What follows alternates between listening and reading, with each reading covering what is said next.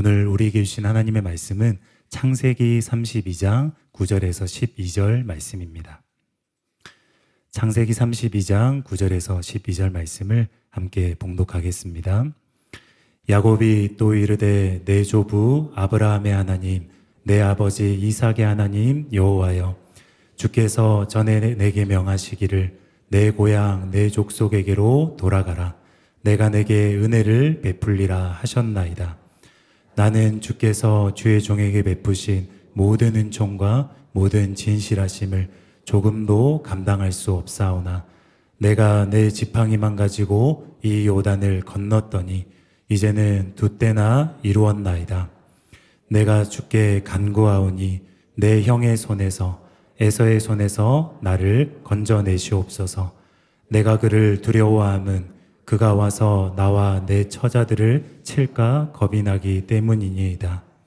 주께서 말씀하시기를 내가 반드시 내게 은혜를 베풀어 내 시로 바다에 셀 수 없는 모래와 같이 많게 하리라 하셨나이다.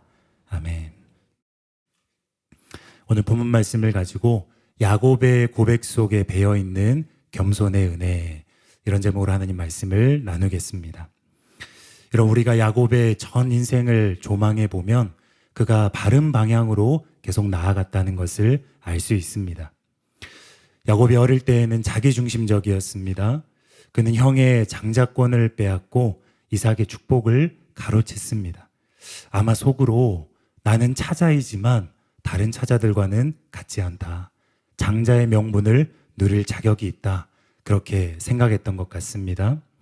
그러나 그 후에 야곱이 베델에서 살아계신 하나님을 대면했을 때에는 하나님 두렵습니다.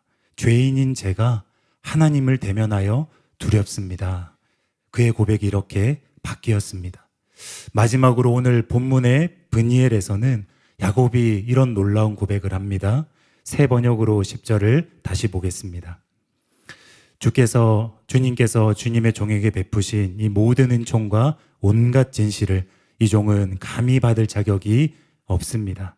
제가 이 요단강을 건널 때에는 가진 것이라고는 지팡이 하나뿐이었습니다만 이제 저는 이처럼 두 물이나 이루었습니다. 저는 주의 종입니다. 저는 주님의 이런 신실하신 은혜를 받을 자격이 없습니다. 모든 것이 하나님의 은혜입니다. 이처럼 야곱의 고백은 점점 겸손해졌습니다. 어떤 사람의 고백을 보면 그 사람이 자기 자신을 어떻게 생각하는지 잘 알 수 있는데 야곱은 실제로 겸손의 길을 걸어왔기 때문에 그의 고백 또한 점점 겸손해졌습니다. 야곱은 결국 이 겸손으로 인해서 오늘 본문에서 저와 여러분이 그토록 사모하는 브니엘의 하나님을 대면했습니다. 그는 새 이름을 받아서 이스라엘이 되었습니다. 평생의 수건이었던 에서와의 화해를 이루었습니다. 사랑하는 아내와 12아들과 수많은 재산들은 더불어 따라왔습니다. 이 모든 은혜의 비결이 바로 겸손이었습니다. 그런데 그의 겸손한 고백을 보면 특별히 야곱이 무엇을 추구하며 겸손의 길을 걸었는가? 하나님께서 야곱에게 어떠한 겸손을 구체적으로 요구하셨는가? 이것을 잘 알 수 있다는 것입니다. 저와 여러분은 브니엘의 하나님을 경험하길 원합니다.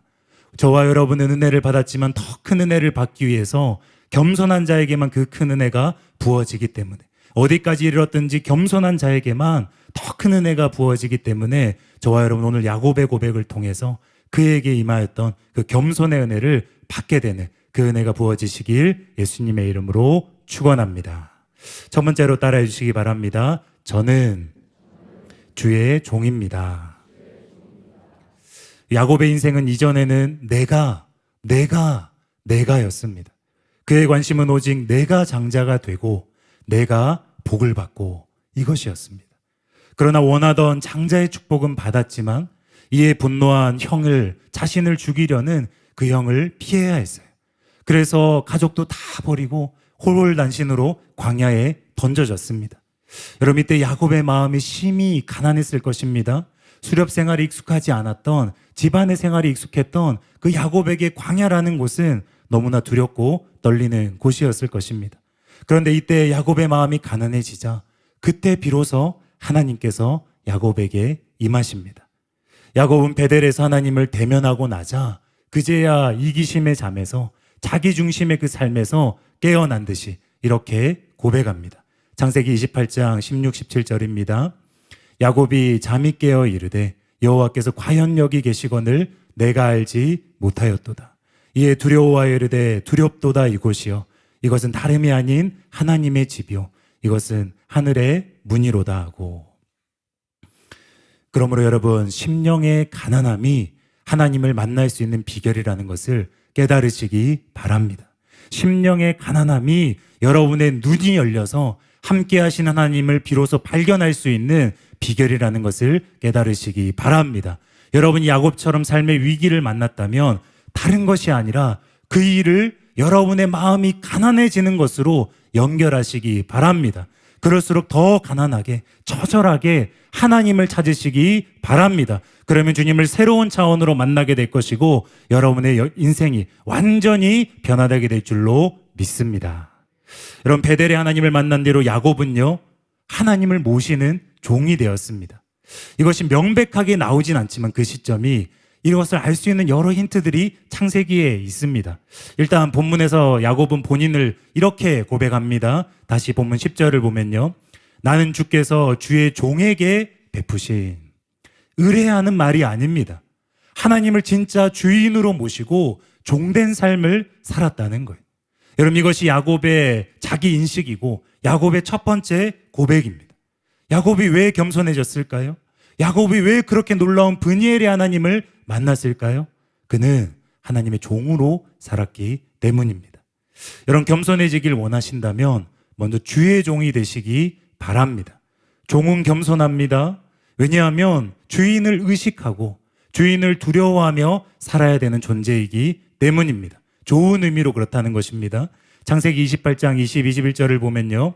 야곱이 서원하여 이르되 하나님이 나와 함께 계셔서 내가 가는 이 길에서 나를 지키시고 먹을 떡과 입을 옷을 주시어 내가 평안히 아버지 집으로 돌아오게 하시오면 여호와께서 나의 하나님이 되실 것이요.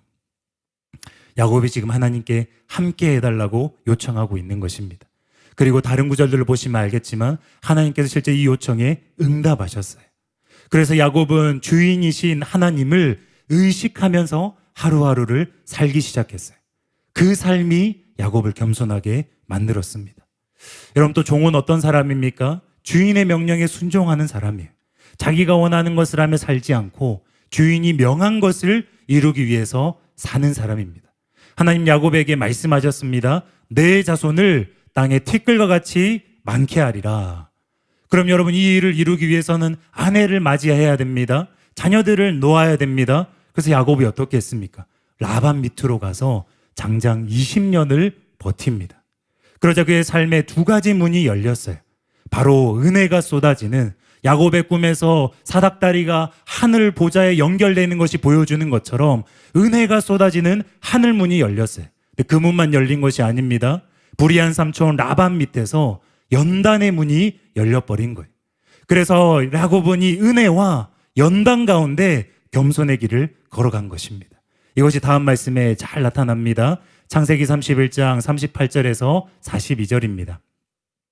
내가 이 20년을 외삼촌과 함께 하였거니와 외삼촌의 암양들이나 암염소들이 낙태하지 아니하였고 또 외삼촌의 양떼의 순양을 내가 먹지 아니하였으며 물려 찢긴 것은 내가 외삼촌에게로 가져가지 아니하고 낮에 도둑을 맞았든지 밤에 도둑을 맞았든지 외삼촌이 그것을 내 손에서 찾았으므로 내가 스스로 그것을 보충하였으며 내가 이와 같이 낮에는 더위와 밤에는 추위를 무릅쓰고 눈 붙일 겨를도 없이 지냈나이다.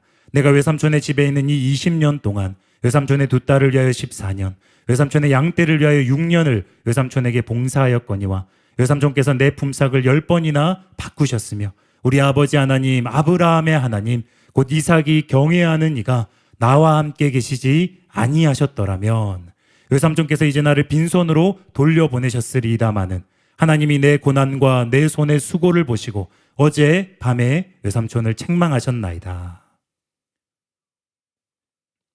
여러분, 이 말씀에 과거의 야곱은 없습니다. 이 말씀에 과거의 야곱은 사라지고 없습니다. 자기 것을 챙기는 데 능하고 계산이 빨랐던 야곱의 모습이 온데간데 없이 사라졌습니다. 야곱의 모습이 얼마나 정직하고 충성스럽고 성실합니까? 이전 같으면 아내를 바꿔치기 하고 품삯을 속여서 바꿔치기 하는 이 삼촌의 모습에 도망가면 그만인데, 그 일을 접어버리면 그만인데, 야곱은 왜 20년이나 사서 고생을 하고 있는 것입니까? 그것은 42절 말씀처럼 하나님께서 야곱과 함께 하시고 하나님께서 그 모든 것을 다 보고 계셨기 때문입니다. 하나님이 원하시는 그 자리를 피하려고 하지 않은 거예요. 하나님이 있길 원하는, 연단받길 원하는 그 자리를 벗어나려 하지 않은 것입니다. 그래서 야곱은 삼촌을 속이지 않았습니다. 오히려 야곱은 정직하게 일했어요. 손해를 다 감수했어요. 부당한 대우를 다 받았습니다. 계속 그 자리를 지키고 연단을 받았습니다. 이 20년의 연단이 야곱을 겸손하게 한 것입니다. 여러분, 연단의 문만 열린 게 아닙니다. 감사하게도 야곱에게는 하늘 문도 열려 있었어요. 야곱이 주의 종이 되었기 때문에 하나님께서는 그때부터 신실하게 그의 서원을 받으시고 야곱을 보살펴 주셨습니다. 자기가 주인 되어 살면요, 우리 힘으로 우리 인생을 책임져야 됩니다. 하지만 주의 종이 되면 주님께서 그 종을 책임져 주시는 것입니다. 그래서 본문 10절에 이런 말씀이 있습니다. 나는 주께서 주의 종에게 베푸신 모든 은총과 모든 진실하심을. 여러분, 이 말씀에 하나님의 진실하심은 에메트라는 단어입니다. 근데 그 뜻이 신실, 성실, 확실함, 이런 뜻입니다. 하나님이 야곱을 신실하고 성실하게 돌보셨는데 그 돌보심이 너무 확실하다는 거예요. 그 돌보심이 너무나 완벽하다는 것입니다. 부모도 자기 자녀를 어떻게 하면 실수가 없이, 모자람이 없이, 부족함이 없이 살뜰하게 돌보지 않습니까? 네, 완전하신 하나님께서 자녀들을 돌볼 때에는, 완전하신 하나님께서 그의 종들을 돌보실 때에는 진짜 완벽하신 거예요. 진짜 온전한 것입니다. 저는 하나님의 이 완벽하신 돌보심이 너무나 사모됩니다. 단적인 예로 방금 인용한 창세기 31장 38절을 다시 보면요, 내가 이 20년을 외삼촌과 함께 하였거니와 외삼촌의 암양들이나 암염소들이 낙태하지 아니하였고. 물론 야곱이 수고했을 것입니다. 노력했을 것입니다. 그런데 이게 되는 일입니까? 20년 동안 단 한 번도 가축이 낙태하지 않았습니다. 성경에 이런 일들이 종종 일어났어요.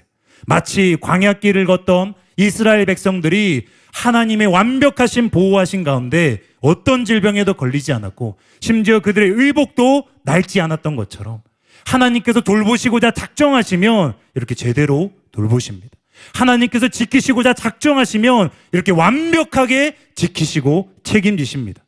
여러분, 여러분의 힘으로 사는 삶이 나은 것입니까? 아니면 주의 종이 되어서 주님의 이 완벽하신 돌보심을 받는 것이 나은 삶입니까? 저는 후자를 택할 것입니다. 여러분도 후자를 택하시기 바랍니다. 여러분도 주의 종이 되어서 이런 완벽한 하나님의 돌보심을 받기를 예수님의 이름으로 축원합니다. 여러분, 또 불의한 라반이 야곱의 품삯을 10번이나 바꾸었습니다. 하나님께서 개입하셨어요. 공의롭게 야곱의 재산을 나누어 주셨습니다. 그리고 라반의 꿈에 나타나서는 야곱을 해치지 말라고 친히 경고하셨습니다. 이처럼 하나님이 나의 편을 들어주시고 하나님께서 완벽하게 판결해 주시는 거예요. 여러분, 우리가 우리 인생을 어떻게 책임지고 살겠습니까?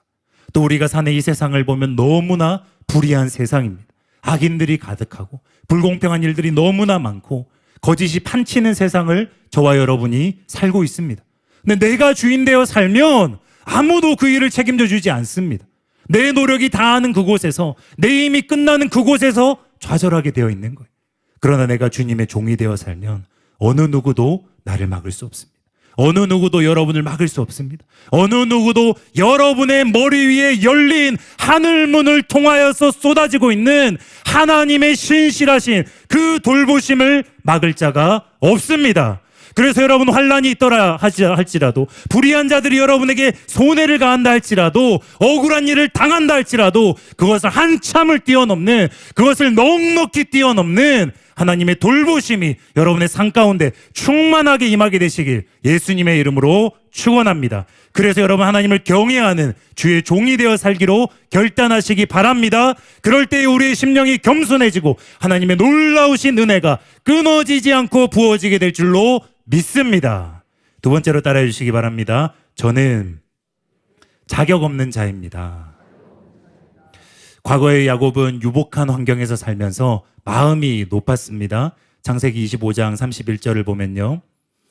야곱이 이르되 형의 장자의 명분을 오늘 내게 팔라. 물론 야곱이 영적인 것을 사모한 것은 좋은 것입니다. 하나님 그걸 보시고 야곱을 택하신 거예요. 그러나 야곱은 분명히 차자였지만 자기가 장자권을 취할 자격이 있다고 생각했습니다. 그도 그럴 것이 야곱가에서는 쌍둥이였어요.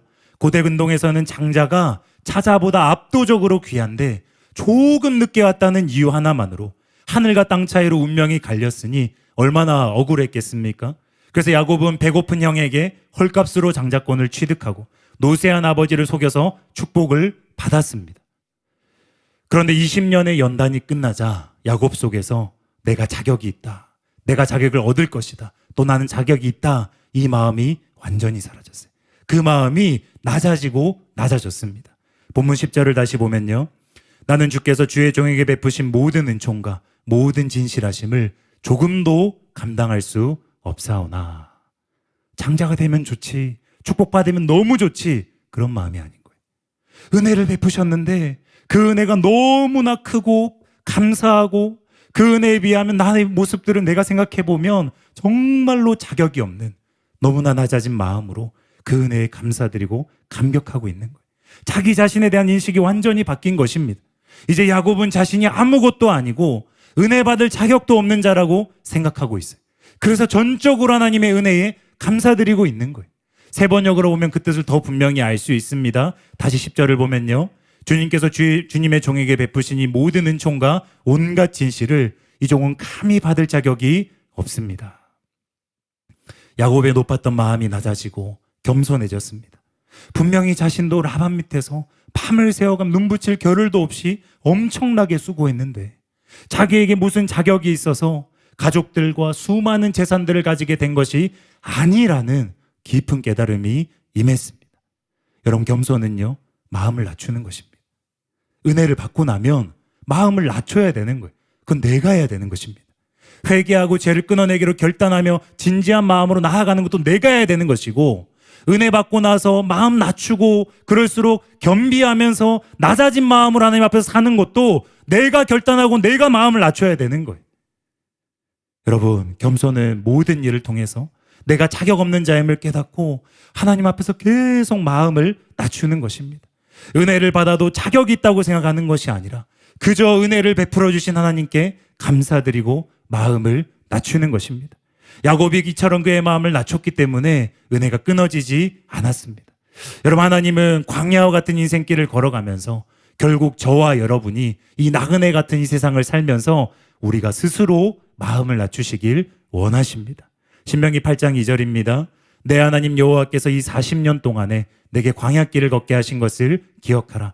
이는 너를 낮추시며 너를 시험하사 내 마음이 어떠한지 그 명령을 지키는지 지키지 않는지 알려 하심이라. 이것이 하나님께서 원하시는 겸손입니다. 마음을 낮추는 것입니다. 사람 쪽에서 반드시 해야 할 일이 있습니다. 그것은 자기의 마음을 스스로 낮추는 것입니다.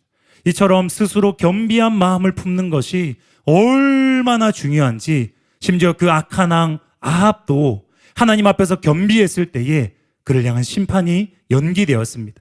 열왕기상 21장 29절입니다. 아합이 내 앞에서 겸비함을 내가 보느냐? 그가 내 앞에서 겸비함으로 내가 재앙을 저의 시대에는 내리지 아니하고. 르호보암, 보암도 비슷한 일을 겪었어요. 여러분, 또 겸비한 마음으로 기도하는 자에게 기도 응답도 그런 자에게 임하는 것입니다. 다니엘서 10장 12절을 보면요. 그가 내게 이르되 다니엘아 두려워하지 말라. 내가 깨달으려 하여 내 하나님 앞에서 스스로 겸비하게 하기로 결심하던 첫날부터 내 말이 응답받았으므로. 역대하 7장 14절입니다.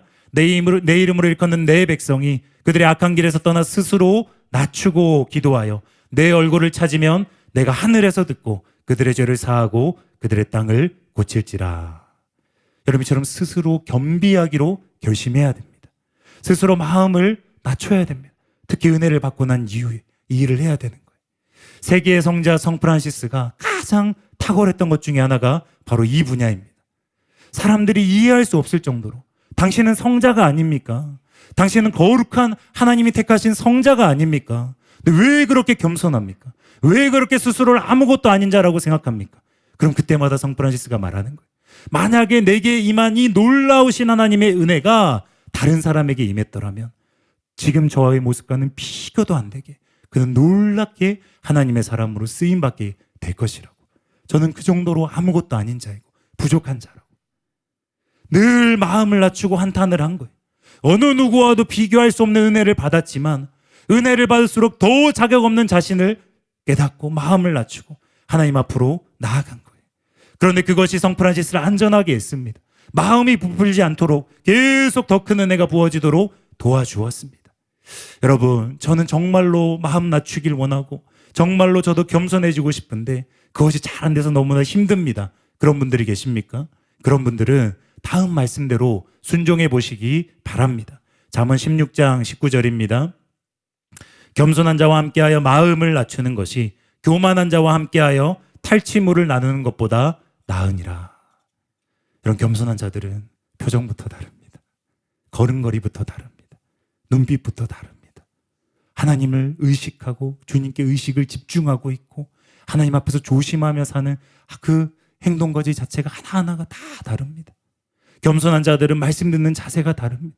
겸손한 자들은 하나님의 은혜를 구하는 그 간절함이 다릅니다. 이것들을 보라는 것입니다. 이런 것들을 가까이에서 보고 도전을 받고 충격을 받고 아니 나보다 더 훌륭한 사람 같은데 아니 나보다 영적으로 더 뛰어난 자 같은데 왜 나보다 더 간절하지? 왜 나보다 더 절박하지? 내가 더 절박해야 될 것 같은데 내가 더 간절해야 될 것 같은데 그것을 보는 거예요. 여러분, 진리 앞에서의 겸손이 무엇인지 배우기를 원하십니까? 그럼 담임 목사님의 설교를 열심히 들으십시오. 목사님께서 어떤 자세로 말씀의 은혜를 사모하셨는지 진리를 사모하셨는지 설교를 통해서 그것을 배우십시오. 또 여러분, 치유하시는 하나님 앞에서의 참된 겸손을 배우길 원하신다면 너무나 아픈데 중병에 걸렸는데 말기암 환자인데 포기하지 않고 사사모에 나와서 간절히 말씀을 듣고 움직이고 앞에서 시키는 대로 다 따라하면서 포기하지 않고 치유를 사모하는 그 환자분들의 갈망을, 그 애쓰시는 모습을 유심히 관찰하십시오. 은혜를 향한 갈망, 하나님의 얼굴을 향한 갈망을 배우시길 원하신다면 이런 집회 때, 특별기도회 때 목사님들이, 안수사역자분들이, 다른 성도님들이 마음을 낮추고 간절히 부르짖고 애통하는 것을 보고 배우십시오. 저는 그런 시간들 청년 때 많이 가졌습니다. 기도 안 되는데 일부러 목사님들 뒤에 앉아 있었어요. 일부러 송선우 전사님 뒤에 앉아 있었어요. 우는 소리 막 들으면서 1시간이고 2시간이고 그냥 그 뒤에 앉아 있었습니다. 그러면서 궁금해하고 그러면서 그 은혜 사모하고 그러면서 저에게도 그 통곡이 임하기를, 그 간절함이 임하기를 그렇게 애쓰면서 따라가려고 닮으려고 애썼습니다. 여러분, 이것이 실제적인 것입니다. 겸손한 자들과 함께 있는 것이 교만한 자들과 함께하여 탈취물을 나누는 것보다 낫다고 그랬어요. 여러분, 영적인 귀한 것들은 사모함으로 얻는 것인데 우리 교회가 얼마나 아름답고 귀한 교회입니까? 겸손한 하나님의 사람들, 겸손한 존귀한 주의 성도들이 얼마나 많이 있습니까? 여러분도 부르심을 받았습니다. 여러분도 사랑하는 교회 교인으로 부르심을 받았고 여러분도 하나님의 이 놀라운 사명에 동참하도록 부르심을 받았습니다. 이 자리에, 기도의 자리에 앉아있는 것이 그 증거라는 것을 믿으시기 바랍니다. 오늘 여러분도 겸손케 되는 그 은혜가 부어질 줄로 믿습니다. 간절하게 주님께로 나아가는 그 놀라운 은혜가 오늘 여러분의 심령을 강력하게 강타하게 되기를 예수님의 이름으로 축원합니다. 세 번째로 따라해 주시기 바랍니다. 모든 것이 주님의 은혜입니다. 어디서 많이 듣던 대지들이지요. 근데 야곱이 이런 고백을 했다는 것이 저에게는 신선했습니다. 사도 바울이 아니라 다윗이 아니라 상대적으로 아브라함이나 이런 하나님의 사람들에 비해서 조금 이렇게 소홀하게 생각하기 쉬운, 근데 야곱이 실제로는 너무나 겸손한 그 고백을 했다는 것, 거기에서 오늘 설교를 착안한 것입니다. 이 야곱의 세 번째 고백이 바로 이것입니다. 야곱은 오늘 브니엘에서요, 지난 20년간의 세월을 생각하면서 그 모든 것이 하나님의 은혜였음을 겸손하게 고백합니다. 세 번역으로 본문 10절을 다시 보면요. 주님께서 주님의 종에게 베푸신 이 모든 은총과 온갖 진실을 이 종은 감히 받을 자격이 없습니다. 제가 이 요단강을 건널 때에는 가진 것이라고는 지팡이 하나뿐이었습니다만 이제 저는 이처럼 두 무리나 이루었습니다. 지팡이밖에 없던 자기가 지금 누리고 있는 모든 것이 하나님의 은혜라는 것입니다. 이것이 야곱의 고백이에요. 그런데 여기서 야곱이 하고 있는 일이 무엇입니까? 그것은 바로 은혜와 자기를 분리하고 있는 것입니다. 예전에 지팡이 하나 들고 요단강을 건너던 자기와 그 이후에 받은 모든 은혜를 분리하고 있는 거예요. 또 꼭 그런 의미로 한 것은 아니겠지만요. 형 에서를 만나기 전에 자기를 제외한 모든 가솔과 재산을 먼저 떠나보내는 야곱의 모습이 저에게는 마치 하나님의 은혜와 자기를 분리하는 모습으로 그려졌습니다. 창세기 32장 22, 24절입니다. 밤에 일어나 두 아내와 두 여종과 11아들을 인도하여 야복나루를 건널세 그들을 인도하여 시내를 건너가게 하며 그의 소유도 건너가게 하고 야곱은 홀로 남았더니. 여러분, 성경에서 가장 처절하고 간절한 장면 중에 하나는 예수님의 겟세마네 동산의 기도입니다. 근데 구약에서 가장 간절하고 처절한 장면을 꼽으라면 저는 이 야복강의 이 시름, 야곱의 이 야복강 시름을 꼽고 싶습니다. 여러분, 절체절명의 순간에 다시 만나면 자기를 죽일지도 모르는 자기의 사병 400명을 데리고 오고 있는 에서를 만나기 직전에 야곱은 지금 홀홀단신으로 다시 하나님께로 나아가고 있는 거예요. 야곱의 비장한 모습이 그려지지 않습니까? 예전에 물푼으로 홀홀단신으로 베델의 하나님을 만났던 것처럼 그가 한 20년 동안 하나님의 은혜로 많은 은혜와 축복들이 자기에게 더해졌지만 마찬가지로 결정적인 지금 이 순간에는 하나님을 만나기 전에 다 보내는 것입니다. 다 분리하고 다 떼어내고 다시 한번 하나님 앞에 홀로 나아가는 것입니다. 간절하고 처절하게 나아가는 것입니다. 여러분, 저는 이것이 바로 은혜를 구할 때에 우리가 하나님 앞에서 가져야 될 모습이라고 생각합니다. 이처럼 모든 것이 하나님의 은혜라는 말의 다른 의미는 하나님이 아니시면 나는 무와 같다는 것입니다. 내게서 하나님을 빼고 은혜를 빼버리면 나는 무와도 같고 여전히 아무것도 아니라는 것을 처절하게 인식하는 것입니다. 아무것도 가지지 않은 것처럼 빈손으로 하나님께 나아가서 은혜를 갈구하는 것입니다. 여러분, 야곱은 과거의 자신을 기억하고 있습니다. 과거 요단강을 건널 때 가진 것이라고는 지팡이 하나밖에 없던나, 그래서 드릴 것이 없어서 돌베개 삼고 주머니에 잤던 그 돌베개를 하나님 앞에 제단 삼아서 예물 삼아서 거기에서 기름 바르고 예배를 드립니다. 드릴 게 아무것도 없었기 때문에 형 에서에게 죽임을 당할까 봐 두려워하면서 도망쳤던 자신, 광야에서 수많은 위험에 노출되어서 정처 없이 떠돌던 자기를 잊지 않는 것입니다. 하나님이 많은 것들을 주셨지만 리더가 되었고 거부가 되었고 많은 것들을 누리고 있지만 여전히 그의 자의식은 여기에 머물고 있는 것입니다. 여러분, 바로 이것입니다. 우리는 은혜를 받은 뒤에 변화되고 난 뒤에 많은 것들을 누린 뒤에 바로 이 일을 해야 돼요. 그래야 받은 은혜로 마음이 높아지지 않고 여전히 겸손할 수 있습니다. 바울은 겸손으로 유명한 구절에서 이렇게 말했습니다. 고린도전서 15장 10절입니다. 그러나 내가 나된 것은 하나님의 은혜로 된 것이니 내게 주신 그의 은혜가 헛되지 아니하여 내가 모든 사도보다 더 많이 수고하였으나 내가 한 것이 아니요 오직 나와 함께 하신 하나님의 은혜로다. 여러분, 이처럼 하나님의 은혜와 자기를 철저하게 분리해야 합니다. 이것을 하지 못하면 성공하고 나서 교만해집니다. 복을 받고 나서 교만해집니다. 반대로 자기가 누구인지를 잊지 않고 하나님의 은혜와 자기를 철저하게 분리시키는 만큼 겸손해집니다. 거기에 은혜가 달려있는 거예요. 거기에 오늘 받을 은혜가 달려있는 것입니다. 거기에 오늘 기도할 때의 간절함이 달려있는 것입니다. 담임 목사님께서 이 주제에 대해서 너무나 공감이 되는 실제적인 말씀을 해주셔서 소개해드리길 원합니다. 저는 세계 7대 불가사의 중에 하나가 저라고 생각합니다. 저는 과거 학생 시절, 청년 시절, 목회 초기에 이제는 하나님이 나를 버렸을 거다 수천 번도 넘게 생각했습니다. 그리고 이제는 하나님이 내게 준 꿈대로 나를 사용하시지 않을 거야. 이제 내 인생은 삼류야라고 생각했습니다. 그런데 내가 나를 봐도 아무 쓸모없는 사람인데도 하나님께서는 끈질기게 나를 용서하시고 믿어지지 않을 정도로 또 용서하시고 또 기회를 주셔서 오늘까지 왔습니다. 저는 그것이 너무 신기합니다. 무슨 이런 하나님이 계시나? 어떻게 이렇게 용서하실 수 있나? 어떻게 이렇게 오래 참으실 수 있을까? 여러분, 세계 7대 불가사의 중에 하나는 접니다. 그리고 여러분입니다. 여러분이 살아있다는 것이 불가사의입니다. 누군가가 하나님께 쓰임받는다는 것이 불가사의입니다.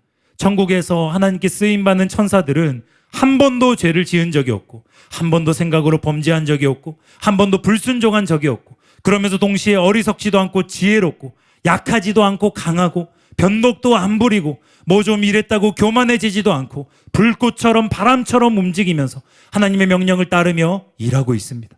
그런 하나님께서 뭐가 아쉬워서 우리와 같이 지혜도 능력도 없지, 약하지, 변덕 잘 부리지, 걸핏하면 삐지지, 시험 들지, 섭섭귀신 들어가서 알아주니 못 알아주니 하지, 다른 사람 크게 쓰면 시기하고 질투하고, 일꾼들이 힘을 합하는 게 아니라 서로 험담하고, 일하라고 은사 주시면 목이 힘주고 고개 들고 돌아다니고, 그런데도 우리가 하나님께 쓰임받는다는 것이 신비가 아니고 무엇이겠습니까? 세계 7대 불가사의는 다 교회 안에 있습니다.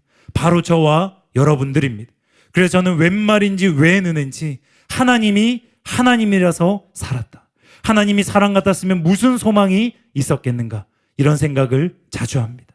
하나님은 단순히 절대 주권자도 아니고 단순히 지혜자도 능력자도 아니고 하나님은 우리의 추측과 상상을 완전히 뛰어넘는 놀라운 사랑이십니다. 그래서 우리가 오늘도 호흡하며 살고 있는 것입니다. 여러분, 이렇게 우리도 자기 자신을 객관화해야 됩니다. 쓰임받을 자격이 있기 때문에 쓰임받는 게 아니에요. 쓸만하기 때문에 쓰는 것이 아닙니다. 잘하고 있다는 그런 공로의식에서 우리가 철저하게 벗어나야 됩니다.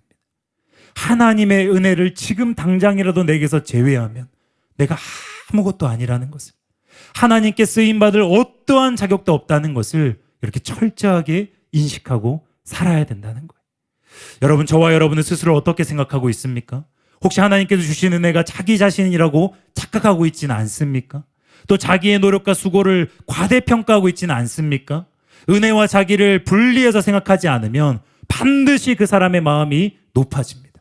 하나님이 창조하신 피조물에 불과한데 은혜로 빚어진 자기의 아름다움과 탁월함에 취해서 사탄이 되어버린 타락한 천사를 생각해 보십시오. 이 일이 얼마나 사활적으로 중요한지를 깨닫게 될 것입니다. 한편 모든 것이 하나님의 은혜임을 깨달으면요, 앞으로의 문제에 대해서도 하나님의 은혜를 철저하게 의지합니다. 나는 여전히 아무것도 아닌 거예요. 은혜와 내가 분리되어 있기 때문에. 나는 아무 능력도 없는 것입니다. 은혜와 내가 분리되어 있기 때문에. 그런데 내 앞에 또다시 어떤 상황이 찾아왔는데 그게 절망적인 거예요. 불가능해 보이는 거예요. 그런데 하나님은 지금까지 수도 없이 그런 상황 가운데에서 여전히 나는 아무것도 아닌데 하나님은 그런 상황 가운데서 기적을 베푸셨고 나를 구원하셨고 은혜를 베푸셨기 때문에 이번에도 불가능을 가능으로 만드시는 그 하나님을 의지하는 것입니다. 그래서 야곱이 이 일을 한 것입니다. 창세기 32장 11절입니다. 내가 주께 간구하오니 내 형의 손에서 에서의 손에서 나를 건져내시옵소서. 여러분, 이것이 신자들의 바른 자세입니다. 이것이 신자들이 살아갈 힘입니다. 지금까지 살아온 모든 것이 은혜임을 깨달은 사람은 지금도 하나님을 의지합니다. 지금도 하나님께 도움을 구합니다. 그런데 지금까지 내가 경험했던 하나님의 그 신실하심은 완벽했어요. 지금껏 내가 경험했던 하나님의 그 구원은 놀라운 구원이었습니다. 그래서 이 은혜를 경험했기 때문에 이 은혜가 임하기만 하면 나는 산다. 나는 산다. 나는 살 수 있다. 나는 이 문제를 해결받을 수 있다. 나는 돌파되고 변화되고 앞으로 나아갈 수 있다. 이걸 경험했기 때문에 더 간절하게, 더 끈질기게 하나님을 붙잡습니다. 그래서 야곱이 이 일을 마지막으로 한 거예요. 누구보다 처절하게 야복강에서 이 은혜의 하나님을 붙잡은 것입니다. 창세기 32장 24, 28절입니다. 야곱은 홀로 남았더니 어떤 사람이 날이 새도록 야곱과 씨름하다가 그가 이르되 내 이름을 다시는 야곱이라 부를 것이 아니요 이스라엘이라 부를 것이니 이는 내가 하나님과 및 사람들과 겨루어 이겼음이니라. 여러분, 이 마지막 구절에 겨루었다라는 말은요, 자기의 힘과 능력을 총동원하여서 여러분 대치한다는 의미입니다. 인간으로서 동원할 수 있는 최선의 노력과 집념을 다 쏟아부어서 하나님을 간절하게 붙잡고 매달리고 갈망한 것입니다. 야곱은 이것을 밤새도록 일을 했어요. 1시간, 2시간이 아닙니다. 밤새도록 일을 한 것입니다. 또 야곱은 눈물로 하나님께 간구했습니다. 호세아 12장 3절 4절입니다. 야곱은 모태에서 그의 영의 발뒤꿈치를 잡았고 또 힘으로는 하나님과 겨루되 천사와 겨루어 이기고 울었으며 그에게 간구하였으며. 여러분은 야곱은 하나님을 젖먹던 힘을 다해서 다 붙잡으면서 울었습니다. 천사에게 간구했습니다. 여러분처럼 야복강에서 야곱은 죽기 살기로 배수의 진을 문자 그대로 치고 밤새도록 주님을 붙들고 간구했습니다. 은혜 주시지 않으면 저는 죽습니다. 하나님 저를 만나 주시지 않으면 저는 죽습니다. 하나님 저를 살려주시지 않으면 저는 내일 죽습니다. 이 마음으로 나아간 거예요. 이 간절함 때문에 야곱은요, 하나님을 완전히 새로운 차원으로 만났어요. 다른 거 비결 아닙니다. 특별한 비결 없습니다. 겨루는 거예요. 온 힘을 다해서 천국을 침노하듯이 전심전력을 다해서 밤이 새도록 은혜가 부어질 때까지, 하나님을 만날 때까지, 내 심령 가운데 그것이 해결될 때까지 계속 나아가는 것입니다. 이게 유일한 비결이에요. 나를 간절히 찾는 자는 나를 만날 것이니라. 각자의 간절함이 다 다릅니다. 그러나 하나님은 선명하게 이 구절에서 한 가지를 약속하셨어요. 간절히 찾으면 반드시 나를 만날 것이다. 그럼 될 때까지 하면 되는 거예요. 하나님이 원하시는 그 간절함에 이르기까지 그저 고민하지 말고 생각하지 말고 야곱이 한 것처럼 전심전력하여서 주님을 찾는 것입니다. 그때 야곱은 하나님을 새로운 차원으로 만났어요. 이것이 야곱이 가진 가장 큰 겸손이에요. 하나님을 간절히 의지하는 자, 울며 간구하며 응답하실 때까지, 해결될 때까지 절대로 하나님을 놓지 않는 자, 절대로 포기하지 않는 사람, 그 사람이 바로 야곱이었어요. 이런 겸손은 한마디로 포기하지 않는 것입니다. 겸손은 간절하게 주님을 끝까지 붙잡는 것입니다. 그러니 여러분, 오늘 밤 하나님을 끝까지 붙잡으시기 바랍니다. 간절하게 애절하게 주님을 붙잡으시기 바랍니다. 그러면 여러분도 구원받게 될 것입니다. 그러면 여러분도 분이의 하나님을 만나게 될 줄로 믿습니다. 결론을 말씀드리겠습니다. 위기의 순간에 야곱이 선택한 것은 또 다른 도망이 아니었어요. 겸손히 주를 의지하는 기도를 드렸습니다. WB 주석에서 이렇게 기록되어 있습니다. 야곱의 기도의 핵심은 하나님께서 그렇게 은혜를 베푸셨사오니 지금 내 영의 손에서 나를 건져 내시옵소서이다. 또 야곱은 하나님께서 자기에게 약속하신 말씀을 상기시켜 드렸어요. 자기의 억지가 아니라는 거예요. 주님이 이렇게 말씀하셨습니다. 그 말씀을 의지하여 기도드린 거예요. 창세기 32장 12절입니다. 주께서 말씀하시기를 내가 반드시 내게 은혜를 베풀어 내 씨로 바다에 셀 수 없는 모래와 같이 많게 하리라. 여러분, 이것은 야곱이 에서에게 죽지 않아야 될 확실한 이유였습니다. 이것은 야곱의 개인의 생산 문제가 아니라 하나님의 약속이 성취되어야 할 문제이기 때문입니다. 그래서 야곱은 이것이 주님의 이름을 상기시켜 드렸어요. 야곱은 주의 종이 되어서 그분의 말씀에 순종하며 살아왔기 때문에 이런 기도를 드릴 수가 있었던 거예요. 이것은 야곱이 하나님 말씀에 순종해서 여기까지 걸어왔기 때문에 드릴 수 있는 기도입니다.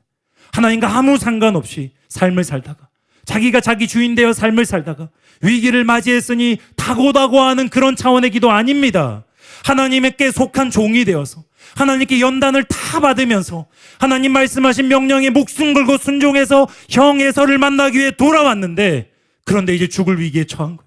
자기 힘으로 해결할 수 없는 문제를 맞이한 거예요.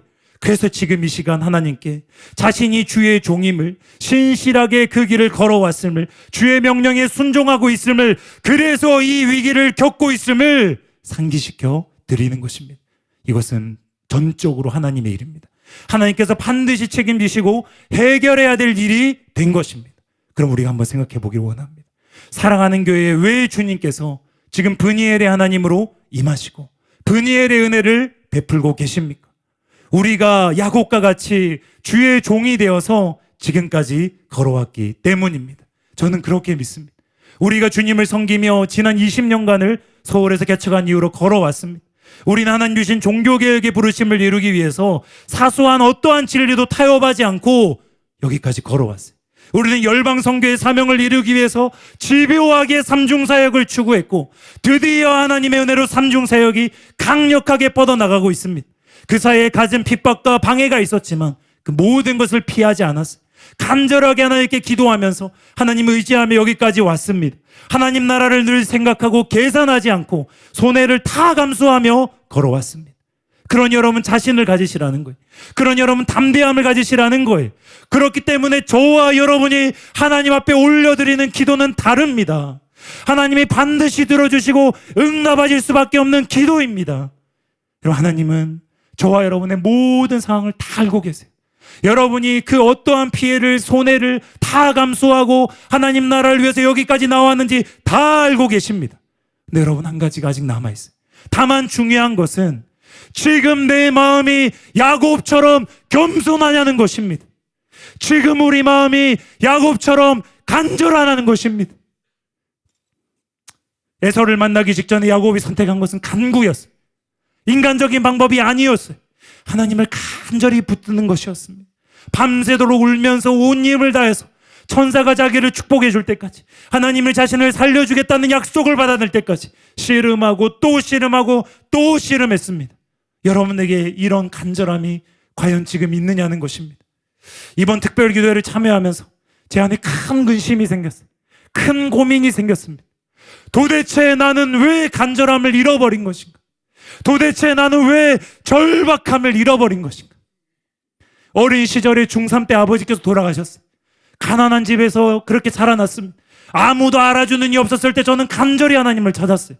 청년 시절에 가진 것이 아무것도 없었고 목이 너무 아파서 3년을 고통스럽게 보냈을 때 사랑하는 교회 와서 하나님을 만나기 위해서 여기에 왔습니다. 하나님 만날 때까지 모든 예배를 빠지지 않고 철야를 빠지지 않고 간절하게 주님을 찾았습니다. 분명히 나도 간절할 때가 있었는데, 분명히 나도 예전에는 주님을 그렇게 간절하게 찾았는데 왜 나는 배고픔을 잃어버린 것인가? 왜 나는 간절한 목마름을 잃어버린 것인가? 다른 기도가 안 나오는 거예요.